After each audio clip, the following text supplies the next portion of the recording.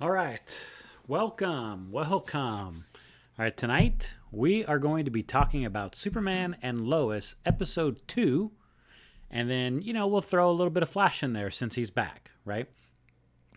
This is the return. Obviously, he was on hiatus. So we're going to kind of get into it a little bit. But mainly, we're gonna really hit Superman and Lois. So if you are here, welcome to Redeeming Bad Movies, where tonight we are doing a little late. We're at 9 p.m. Had some technical difficulties, but here we are talking about the show. If you are joining us later, then welcome.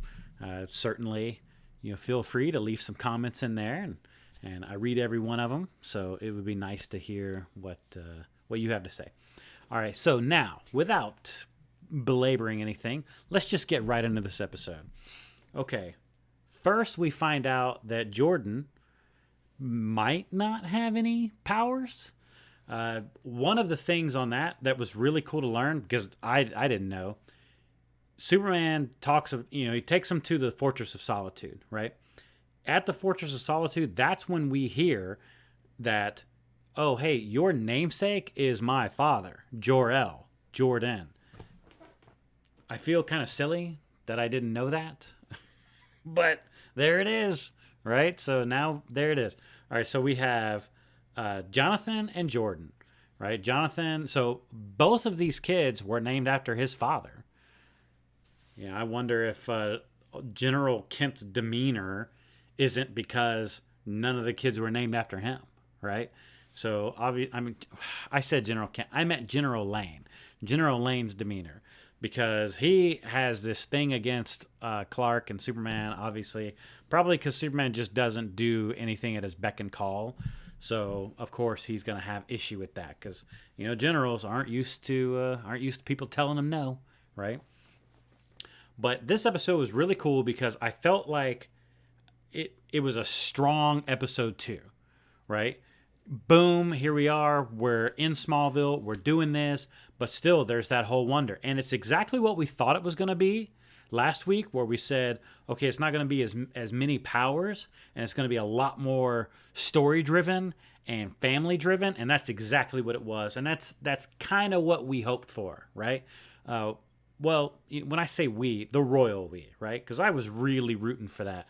Because in order to have Superman be kind of the focus, you got to have just these really powerful enemies being thrown in there. And as we saw with the movie Man of Steel, you throw a really powerful enemy in there, and you can destroy a whole city. In Smallville, they ain't got a lot going on right now as it is.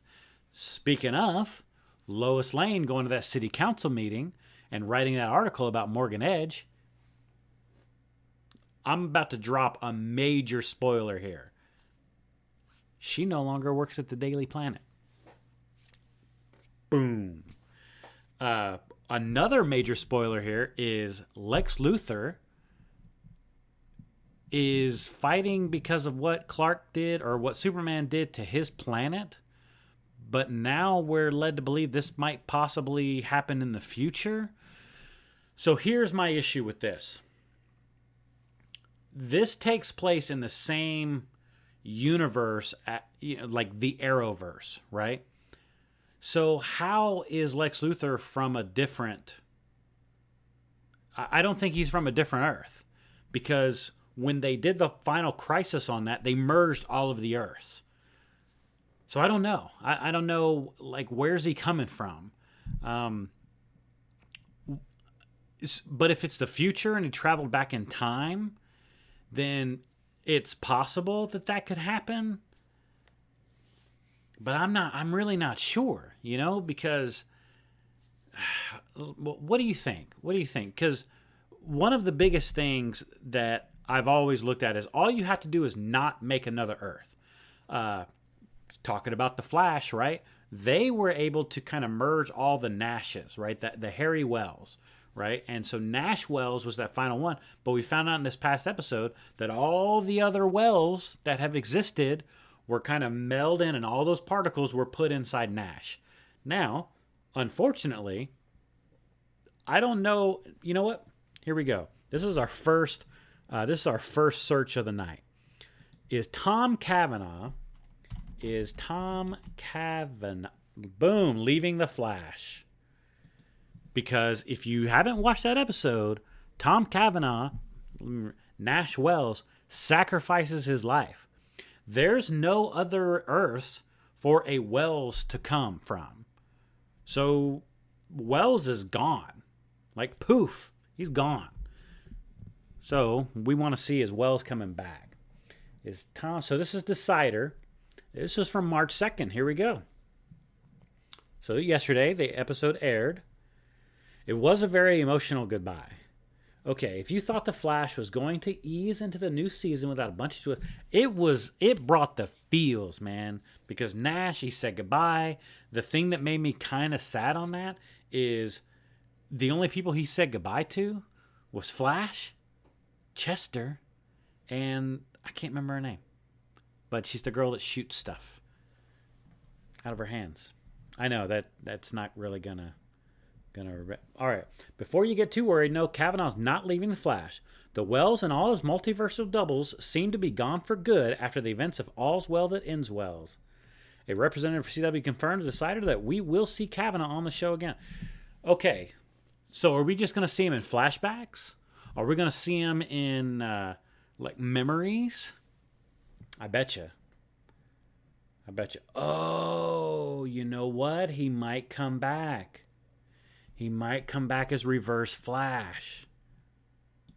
Okay.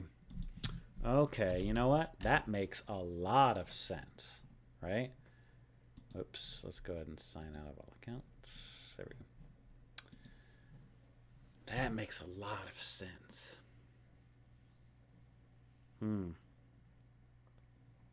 Okay, so what can we do with that, right? We are...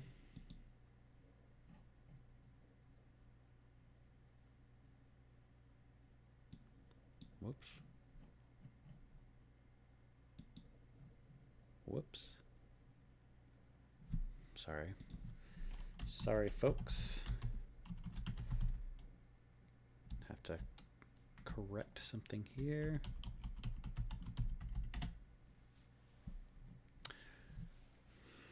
Okay. How is there an evil Superman? Is that another Earth? So that was the question I had, right? Is that another Earth? I don't think it is. Because if Superman... So Reverse Flash is definitely not another Earth. Okay, let me answer the Superman one first. Okay. I don't think that Superman is another Earth. I think that Superman is coming from the future. So I'm wondering if they're going to introduce a young Lex Luthor, and then that Lex Luthor ends up becoming this Lex Luthor that we see currently. That's what I think is going to happen. Because like I said, in the final crisis, Oliver sacrificed his life to kind of become the Spectre and merge all the Earths together and all the realities together. And so our heroes now all exist on the same Earth, and there's only one Earth. As for your question for Reverse Flash, is that another Earth? That's definitely not. Reverse Flash always came from the future. So Reverse Flash comes from the future back to the past in order to terrorize Barry.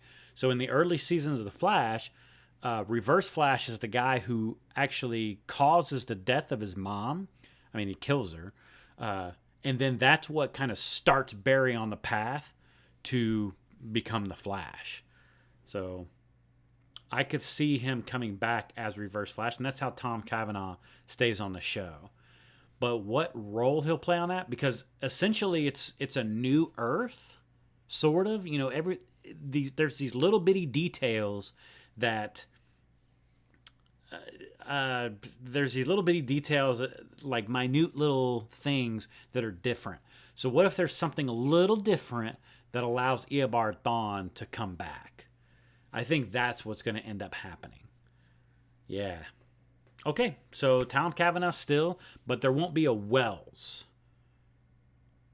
Yeah, just won't be a Wells. It'll only be Eobard Thawne and Reverse Flash. That's interesting. You know, I got so wrapped up in the Wells storylines that I didn't even think of that possibility. So that's a good one. So going back to Superman, this Lex Luthor firmly believes that this Superman is going to end up turning just fascist, essentially, and will take over Earth. So if he takes over Earth, then, he'll bend it to his will, right? And this could be the whole thing of why Luthor is against him to begin with, right? Maybe he influences his character, even though Superman might not turn out that way in this timeline, we'll say. That's something to ponder. That's definitely something to ponder. Because what if he did come from another Earth, but he's locked in this timeline, right? And if he's locked in this timeline, the Superman from his Earth is bad. But we don't see that Superman because that Superman's gone. We have this one. So that's a good way to create this conflict. Because then you can still have Morgan Edge as like the bad businessman guy. Even though he was kind of already introduced in Supergirl. So I wonder if he's going to play that same part in Supergirl. Because like we discussed last week, I think that... So this show is a little weird because it's taking place in the future. At least I think it's in the future, right? Because his kids are 14. In Supergirl, Lois was pregnant. So let's say they had the baby and it was a couple of years, even 5 years old. When Crisis happened, you're still 9 years. So this show's taking 9 years in the future. And in Supergirl, Morgan Edge was already turning bad. So he's had 9 years to go bad. So why haven't more people caught on to him? It just seems like he would be like a Lex right now where everybody just knows he's bad. So I'm not sure. And I doubt that they're really going to have a lot of connection from those shows into this one, right? I think that they kind of are holding this one on its own. So is it a Batman versus Superman vibe? Definitely not. Because, when you say BVS vibe, do you mean Superman versus Lex? Or are you meaning Superman like versus Batman? Because Batman doesn't appear at all in this one, at least not yet. And we don't really hear much mention of Bruce Wayne either. So we're not seeing a lot of really other heroes. It's just Superman. And Superman's enough, certainly, to be in this show. And if they want to keep her separate, that's perfectly fine. But speaking of Batman versus Superman, we've got the Snyder Cut coming out. I believe it comes out on the 19th. You know what? I've got Google at my fingertips. Let's check. When does the Snyder Cut come out? March 18th, baby. 1 day sooner than what I realized. So we're looking at just a hair over 2 weeks. So we're looking at 2 weeks from tomorrow, right? Yep, 2 weeks from tomorrow. Man, that's awesome. I just watched Justice League again recently. Man, it's such a good movie. It's probably definitely. You like that? Probably, definitely. Definitely, probably. Whichever one you want to go with. It's going to be one of my next Redeeming Bad Movies videos. Because I watched that movie again, and even though it's not perfect, certainly not, it definitely has its flaws. But man, people tanked this like it was the worst movie ever made. And it wasn't. It was good. It was really good. Yeah, there's like that stuff added at the beginning. They cut out a ton of Snyder's stuff. They brought in Joss Whedon, and all the allegations against him and the whole Ray Fisher saga and all of that stuff. But still, we got a pretty decent movie out of this. And it got like a 40% on Rotten Tomatoes. The best part was the flash warning. Oh, and Batman versus Superman? Yeah. I disagree that was the best part. But I thought the best part was, so I know that a lot of people have dogged the Martha line, right? But I'm going to be completely honest with you. All right. This is the first time I've said this publicly. When they dropped that line, when Superman told Batman, save Martha, which is obviously the name of his mom, Martha Kent, and Batman says, why did you say that name? And his Martha Wayne, dude, that was the first time I had put that together, that their moms were the same name. The first time that I had put that together. So what, Supes has been around for 80 years? Batman's been around for, what, 79? How long has he been around? He came out in 39, right? So he's been around over 80 years. So Supes over 80 years, Batman over 80 years. Man. That was the first time I thought about it. And that movie, Batman vs. Superman, came out in, what was it, 2015, 2016? Man, it was a long time, and I just didn't even think about it. And the crazy thing was, it's not like Jerry Siegel and Joe Shuster, the creators of Superman, ever talked to Bob Kane and Bill Finger, the creators of Batman. You know, they never talked to them. You know, so they both independently came up. Now, Martha could have been a very popular name back then, you know, and that's probably why they got it. But, man, that was good. It was good. It was the first time. So it's like I'm sitting there in the theater like, what? That is her name. Oh, my head exploding like crazy. And everybody else is dogging it. They're just dogging it. And I'm like, what? That was news to me, man. That was awesome. So, man. So, yeah, I give it a pass on that.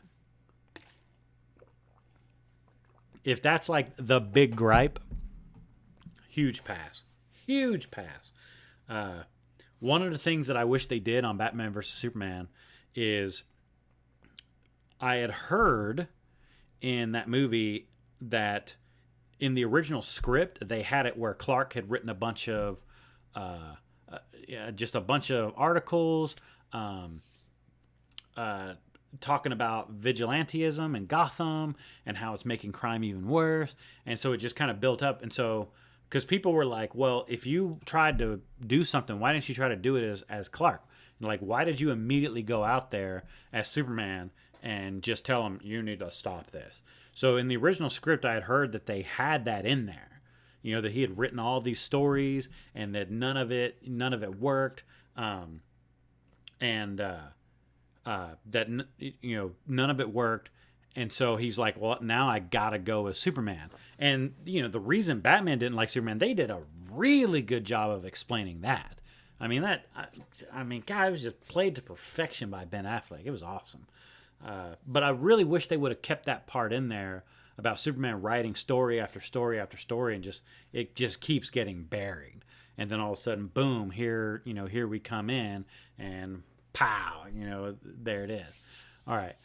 Lois and Clark has a lot of nostalgia for a lot of people. Well, yeah, definitely, man. I mean, Lois and Clark came out in 93, I think, and ran all the way to, I want to say 98. I think it had 5 seasons, right? So to kind of throw this out there, I mean, we've been without a Superman show, show on the air, live action, I should say, for a very long time. You know, Dean Cain and Terry Hatcher were the last ones to play, you know, Superman and Lois in a live action TV show, right? And then boom, here we come with Tyler Hoechlin coming in, and then Elizabeth Tulloch, and bam, here we go. We've got our TV. And I remember when I first found out that he was cast as Superman, I was kind of like, you know, I was one of those people that's like, you know, he's kind of not that big. You know, what's going on? But then when you look at all the others, like Cavill's really the first one to play Superman that's been huge, right? We had Christopher Reeve, who was tall, yeah, and of course he was muscular, but he wasn't like Mr. Universe, right? And then, you know, throw it down to Dean Cain, who was a former football player for the Buffalo Bills. And then, you know, and yeah, he was muscular, but he wasn't like giant, huge. But then, you know, here we come in with Henry Cavill, who, I mean, we can say, well, yeah, he's muscular, but I mean, the dude is huge, right? I mean, he's massive. Did you see the workout that Ben Affleck had to do because he didn't want to get shown up? Now, I will say this. I had heard that Ben Affleck did that workout because he thought in his mind it was going to be more like the Dark Knight Returns, right? Like the whole Superman and Batman fighting. So he wanted to be like that big, gnarly Batman. And I thought he did a massively excellent job with just beefing up for that role. And I loved that they made Batman older in that.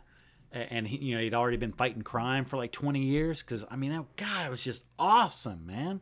The BVS to Justice League, was just, I mean, come on, man. And so that's why when the Snyder Cut's coming out, it's going to be 4 hours long compared to the 2 hours that we got. We're just 2 more hours?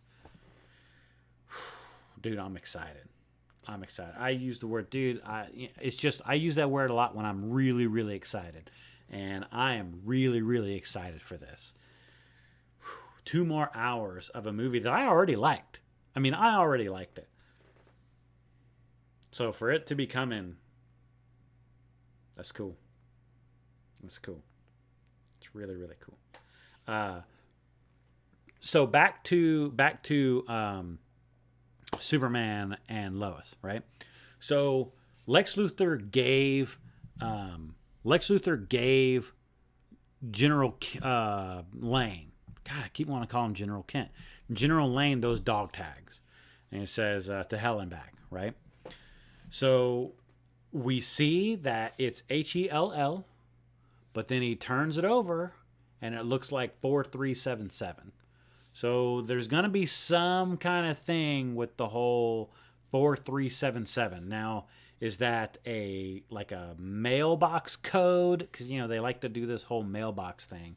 Is it a code for a file, maybe? That's something that we're going to have coordinates, maybe? I don't know what coordinates it could be, but who knows, right? Who knows what, where this thing's going to be.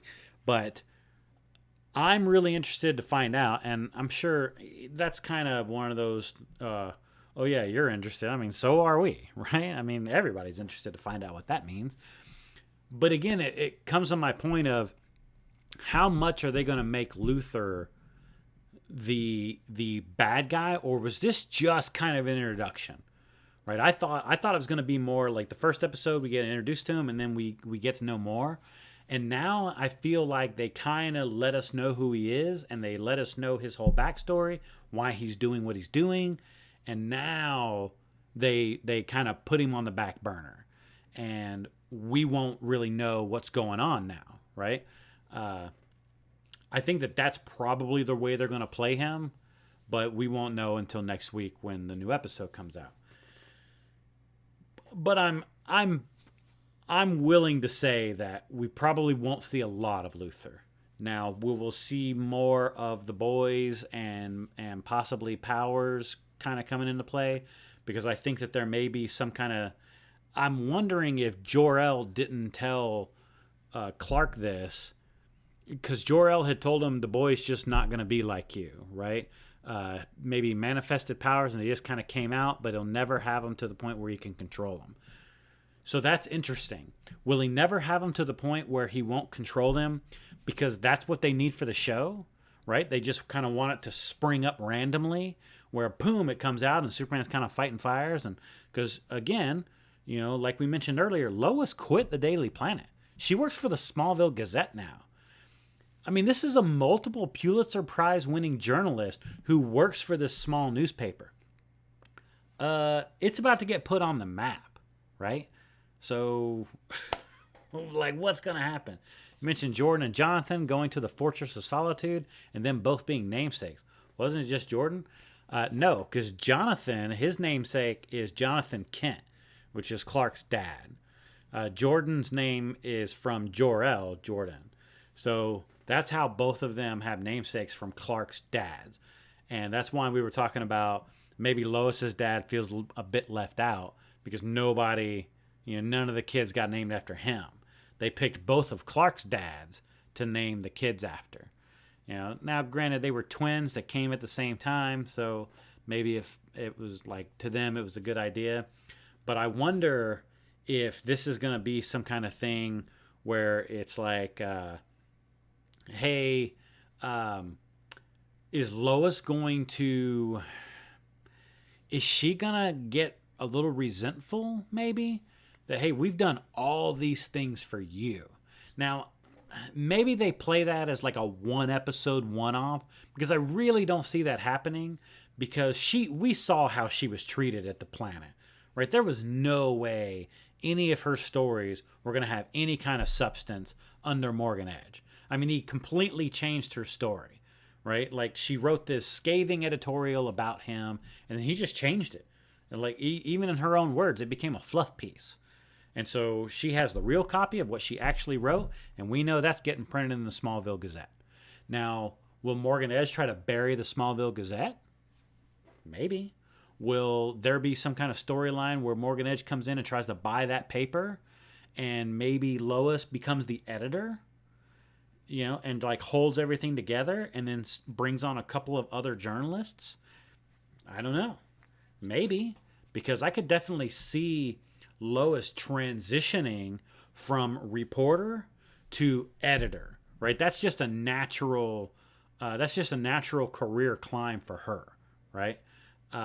Also, I could see it because, she's a powerful woman, and she always has been, and you can't just keep her at, I'm a journalist, that's just what I do. When she has that kind of ambition, I really think that something ends up happening there. What did Lex mean when he said Superman did something to Lex's world? Where's Lex from? I believe... So this is my thoughts on that. I think that Lex is from the future. Or at least this Lex is from the future. Now, we might have a past Lex that we haven't met yet. But I think that because of the whole crisis and Oliver merging all the worlds together, there's not multiple Earths. Because there's something that Lex says where he says Superman hasn't done that, and he says not yet.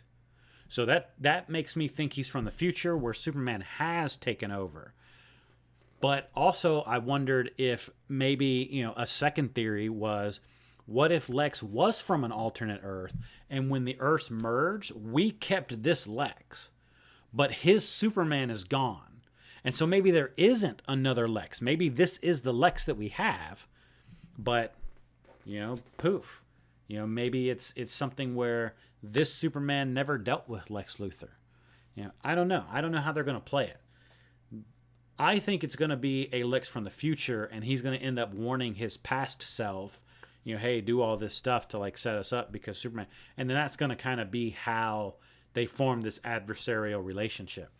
But we also know that Superman's going to eventually have to deal with Morgan Edge.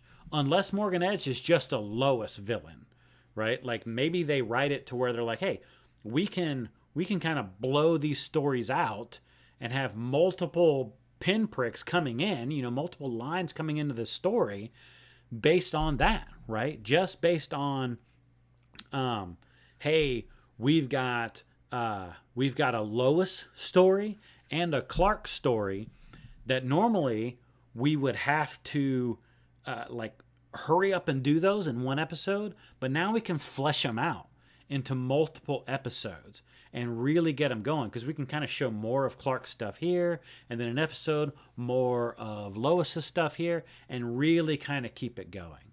That's what I think. I think that they're going to kind of try and keep those separate, where Lois is like, no, I can fight my own battles because this is my world, right? Because Clark had already been let go of the Daily Planet. And then Lois just, she quit when she realized that none of her stories would ever be like her own words, right? So Superman Prime, thoughts? So there's a precedence for that, but I don't think that there's multiple Supermans anymore, right? I don't think that I think that they're trying to contain it and say, no, there's just this one Superman, right? So this Luthor, that's what makes me think that this Luthor was from a different Earth, and then he just got kind of thrown into this one, because like Superman becoming fascist, yeah, some stories have been done, but like something huge would have to happen, right? Like we had the Kingdom Come storyline where they talked about, oh, Lois was killed, right? And so Clark abandoned, he abandoned the world because he's like, this happened. Now, it wasn't just Lois that had been killed, it was Lois and his parents, because in the comic books, both of them were still alive, right?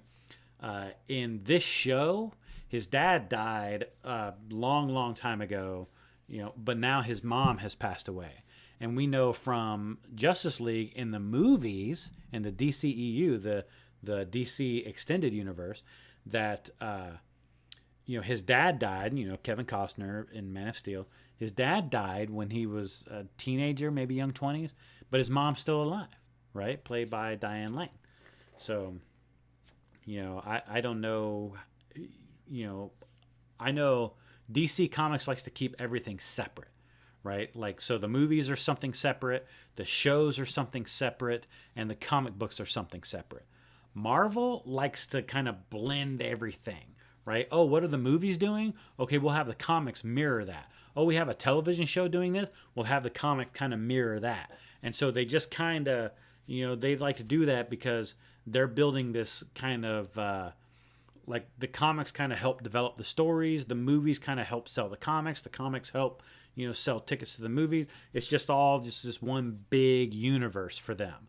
DC does it this way because that's the way they've always done it, right? Hey, let's tell just more stories. Let's not rehash the stories that we've already done. Both certainly can be good, right? There's people that probably enjoy it because they're like, oh, well, I can read the comics and read something completely different. Whereas, people in Marvel might be like, oh, I'm watching this show, but I've already read this. Like the comic's already done this. So, what do I care, right? But then they make the movies probably more so for the people who haven't read comics, right? So who knows? Whereas DC kind of, they just have something for everybody, right? Like, oh, hey, we have the movies. Oh, hey, we have the television shows. Oh, hey, we have the comic books, right? So I think that in a long-winded way, I think that's what probably happened, right? I think that Superman is our Superman, and that this Lex is probably from a different Earth, but now, since that Earth doesn't exist, he got thrown onto this one, and the Lex of this world is no longer there. Because the Lex of this world was John Cryer, right? Is he coming back to Supergirl? Because if he does, then that throws a wrench. That throws a wrench in all of this. If he ends up coming back, who knows? Now, they could easily do something where they're like, oh, well, we've got 14 years to play with, or 12 years, or 10 years, whatever. The difference between when Crisis happened and the age of the boys now, which is 14. So they've got that much time to play with to get that Lex from Supergirl into this Lex from Superman and Lois. So I don't know. I don't know how they're going to play it, right? Oh, funny that you mentioned Superman Prime, though, because they actually have Superboy Prime, who is kind of a bad guy that's coming back, and he's kind of a DC character that sees beyond the fourth wall. The fourth wall is obviously the wall of the reader. So he kind of sees beyond that, not in like a Deadpool type way, but more in a type way of he understands that there's been other Superboys that were created for different reasons. And he wants to end them so that he can be the only one. But he was driven mad by this information. And so that's what makes him Superboy Prime. They consider him the first, right? He's the first Superboy, which is why they call him Superboy Prime. But yeah, he came from a different Earth when Superman was a Superboy before, right? So, yeah. Man, I'm digging up some ancient knowledge on that. I haven't read any of those comics in forever. It's been a very long time since I've dusted those off. But I might try to get some of those actually dusted out, because that's good. That's some good stuff. So we finally unpacked where the ship is now destroyed, if I'm remembering correctly. The suit really doesn't have any more juice. So, but he did manage to escape.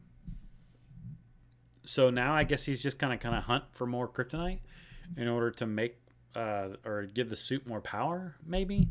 Um, but yeah, man, I just wonder.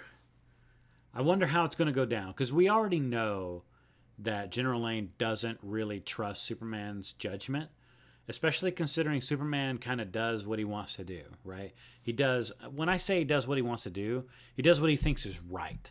And it often comes at odds with what the United States government wants him to be doing. So I could definitely see there being some antagonistic tendencies there. But then again, I still wonder what's going to happen with Jor-El because Jor-El looked real sus, man. When he was telling Clark that, I just don't think your boy. I mean, he had a look like this.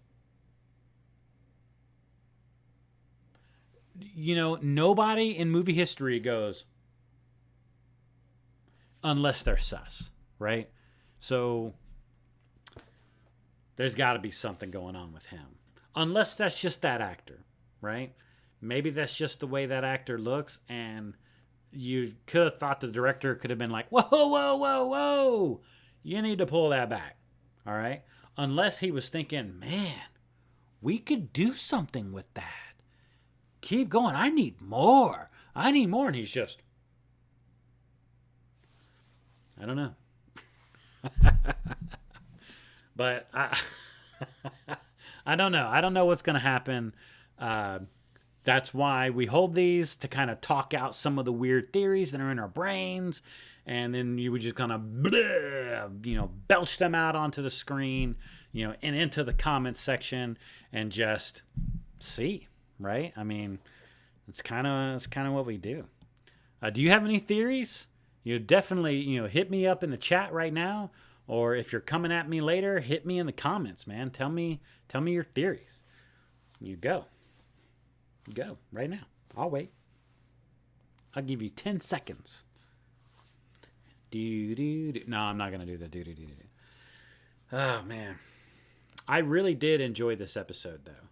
It was really cool. But as far as going, we're gonna hit the Flash up a little bit because we haven't really given a lot of love over to the Flash. So this was the Flash coming back, right? He was on hiatus. The last episode before this one, we know that God, I can't even remember her name, but Mirror Master lady, she got out, right? And then she's after her husband, and he told her, "You're not real. My wife died. You're not even human." And then poof, she killed him. We know Iris is still stuck in that mirror dimension, and she's starting to hallucinate, and she's starting to see stuff fractally. So I wonder if she's slowly becoming this fractal version. But we did get a drop on something. Oh, you know what? Something else that happened is the DA lady. God, man, I can't remember any of these people's names. And I just watched this episode. But she now has an additional power. Not only can she be an empath and kind of feel, she can push feelings into you. And she got that from the top, right? So I wonder how that's going to develop. Because we saw her use it.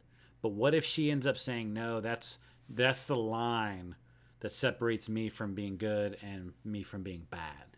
Maybe she doesn't go back to that. I don't know. What if they're able to use her as like an empath to kind of feel Nash off of all those particles? Now that would be cool because then we could still hear from Wells. I doubt that happens though. But we know Cisco's on his way back. Caitlin is gone. She's kind of learning some stuff.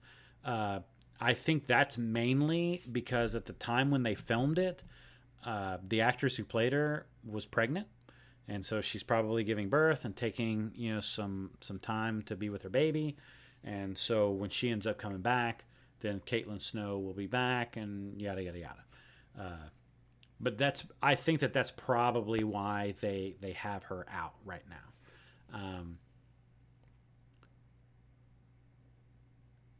Cisco's coming back. We know Flash is missing Iris right now. So, man, I mean, I mean, when did this show become the downer, man? Flash was always like the happy one. And now it's just like, it's just like, God, man, it's so serious and so brooding. But, maybe he'll find Iris again, and maybe he'll be like really happy again, and everything will be great. Probably not. Of course they'll throw it. They'll throw it in there. Rob P. I'm reading old comment of yours when you say, "Does this show have legs?" and you threw that leg out there. So when the Lois and Clark, a lot of nostalgia for a lot of people. Obviously, what a lot of people miss is like Terry Hatcher. I remember when Terry Hatcher wrapped herself up in Superman's cape, and that was the most downloaded picture on the internet. Now, this was around 1994, 1995 time frame, and so that was huge, right? But I imagine if something like that were to happen today, it would be huge. But again, you have to figure the last time that we saw Superman on the screen up to that point was in the late 80s when Christopher Reeve, and then, flash forward to Superman's back on TV every week, right? He's coming at you every Sunday. I really think that that had a lot to do with it. And the internet was kind of new at the time. So, a lot of this. When you're transitioning to edgy future Flash, so, obviously, I don't know if you've seen some of the controversy embroiled around Ezra Miller, who played the Flash. So I'm not sure how much of that Flash movie is still happening, because there was originally supposed to be Flash and Cyborg were gonna be in the movie, because in the comics and like in the show they're kind of friends. They have a really really kind of almost like a buddy cop type relationship. But the whole Ray Fisher controversy, maybe he doesn't move forward with Warner Brothers. Do they recast Cyborg? And then Ezra Miller having his own controversy, and then do they recast him and then do another movie, or do they just scrap it all together? It seems like they're rebooting. If you remember, I think it was yesterday, news came out that they were rebooting Superman, and just got word today that they may have leaked that information of, hey, we're rebooting Superman with J.J. Abrams, in order to stifle the excitement of the Snyder Cut Justice League, because they're really trying to move past that. And the more it gains traction, the more people keep wanting Cavill as Superman, which I am in the Cavill camp, right? I want him to play Superman as long as he wants to play him, right? Bring in old man Superman. Let him play it until he's old. He's perfect Superman, in my opinion. So, Warner Brothers just doesn't seem to have a good grasp on their movie properties right now. Even though they have some of the biggest characters that you can have, they just keep stepping on themselves, man, trying to come up with this stuff. And now they're throwing J.J. Abrams at it, which, if J.J. Abrams is handling his own intellectual property, man, he blows it out the park. But you hand him somebody else's, and man, he tanks it. Right? They gave him Star Trek, and he just couldn't make a good Star Trek movie. They hand him Star Wars, and we got what we got, right? Now they're giving him Superman. So I'm not. I'll do my best and hold judgment until I see it, but man, I am not excited about this news. Cardboard Cavill? Are you crazy? Man, he's excellent, dude. He's perfect as Superman. God. I mean, don't get me wrong. I liked Brandon Routh as Superman, but I mean, compared to Cavill, dude, I really feel like when they cast Brandon Routh, they're like, hey, look, we don't want to make too many changes. We kind of just want him to be like Christopher Reeve and just kind of throw him in there. And so that's what we got, right? But when we got Cavill, it was a departure. We're like, nope, we're going like full bore, muscular, awesome Superman. And yeah, we got it. We got it. It was pretty cool. Now, one of the cool things that they could have done was if we could have got like him to kind of play it like Christopher Reeve did with Clark. But can you imagine Henry Cavill nerdy? Because I can't. I can't. I mean, the dude's awesome, right? Yeah, there's no way you're getting nerd out of that. And he's nerdy. So, like, what's up with that? Like, he games on PC, builds his own PCs. I mean, dude carries his nerd card. But, I mean, look at him. Yeah, that's Henry Cavill. And now, of course, the controversy with everybody trying to get on this cancel train for him because he dated Gina Carano like years and years ago. It's like, dude, that was like so long ago. She was smoking hot back then. Why wouldn't he date her, right? Anyway.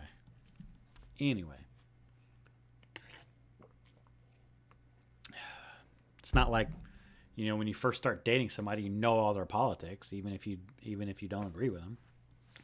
You know, that's how you learn stuff. And maybe he learned stuff about it and didn't like it, and then he left. Who knows?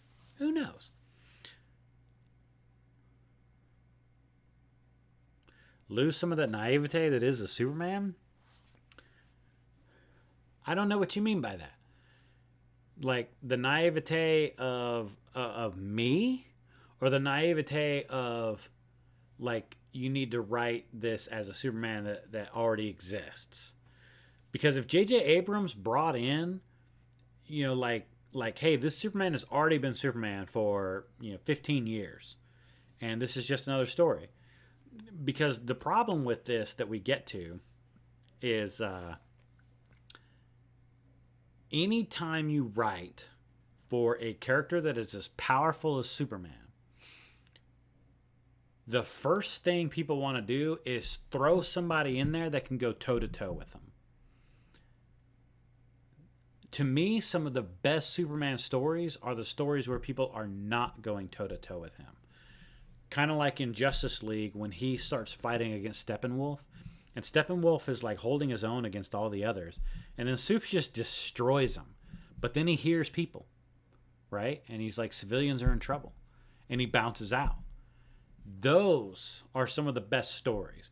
Because you've got somebody that can't go toe-to-toe with him, but affects him in different ways. Puts other people in danger. And that's how you get to Superman. Because his duty to protect others goes beyond protecting himself, right? He will gladly sacrifice himself in order to save others. And so that's kind of what makes Superman. And so the best stories are that. And there's that Superman story called Grounded, right? Where they basically he ends up walking the earth, right? And he really wants to feel what it's like around people because he feels like he's lost touch. He's been in the air the whole time saving them, but he doesn't understand what makes him tick.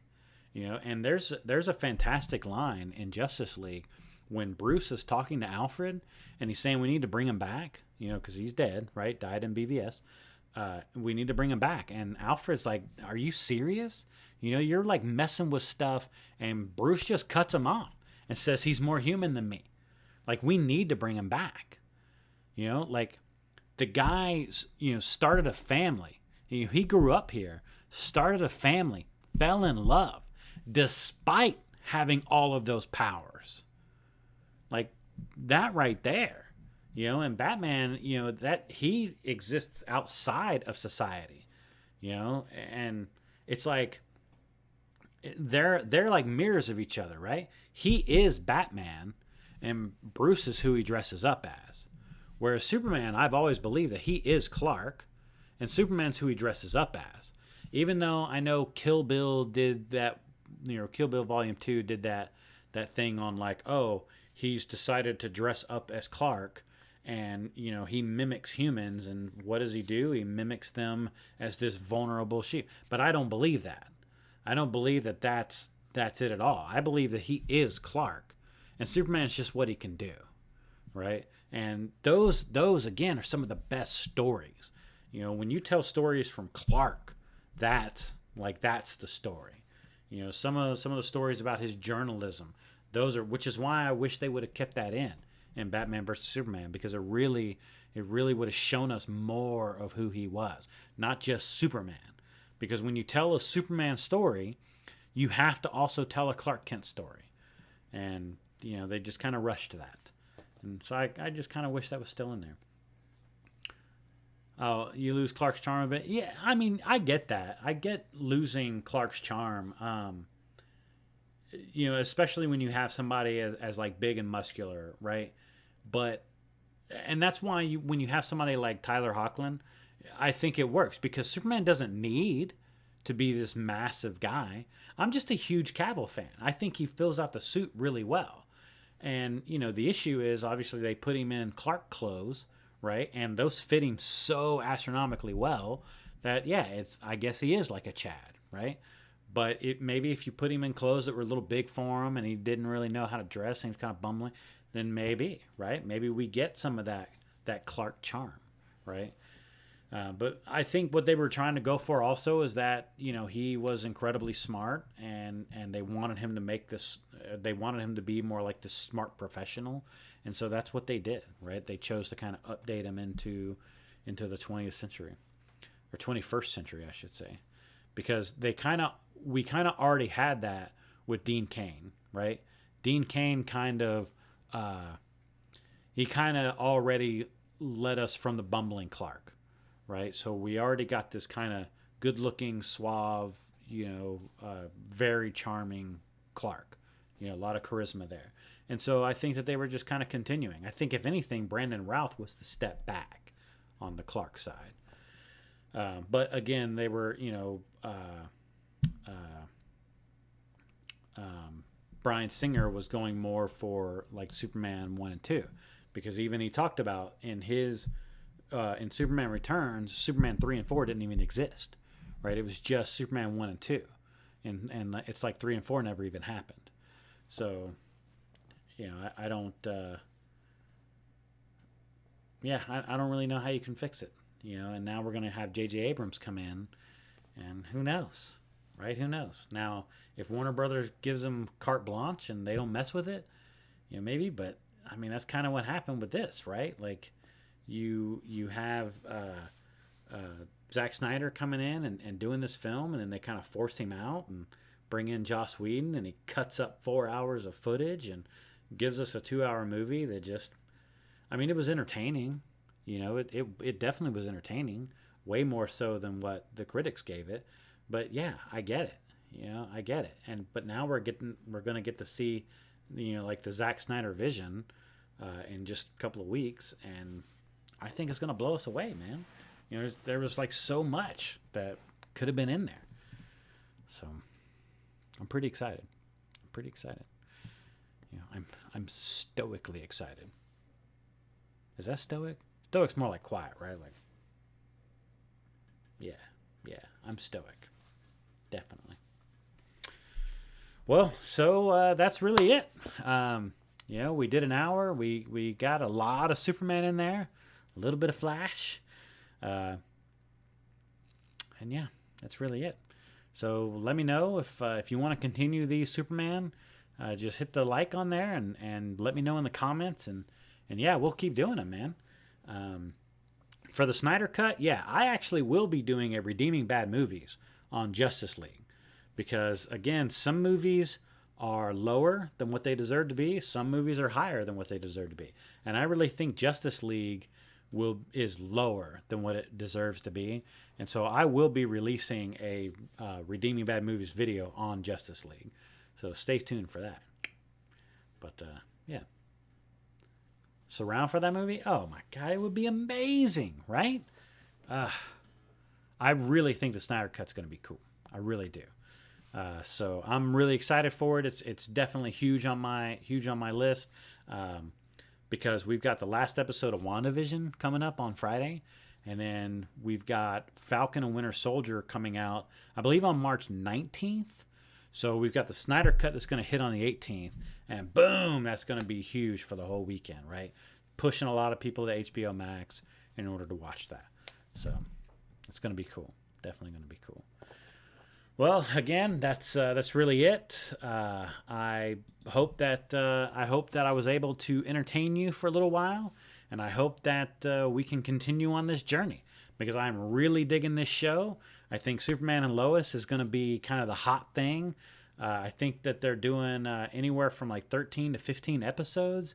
So we've got a few more months, of some Superman and Lois, and then I really think what they're going to do is, because that's going to take us into May time frame, and then they'll end it, and then we'll probably end up seeing it become one of the shows for the fall, right? And then we'll probably get like a 22 episode run, right? And it'll kind of follow the same schedule as like The Flash and Supergirl, right?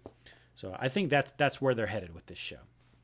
But yeah, I'm super excited for it. I hope you are too, and I will see you next Wednesday. Now, one of the things to change, I know we had this episode coming out at 9 o'clock tonight instead of the usual time, 8. But future episodes are going to be kind of in the middle there. We're going to start them at 8:30 Eastern Standard Time. Let me know if that's a good time for you, because I could always bump it to 9 if I have to. But 8:30 is kind of a sweet spot for me. And so we'll end up doing the episodes there at 8:30. But yeah, that's all I got. So I will see you next time. All right. We'll see you later.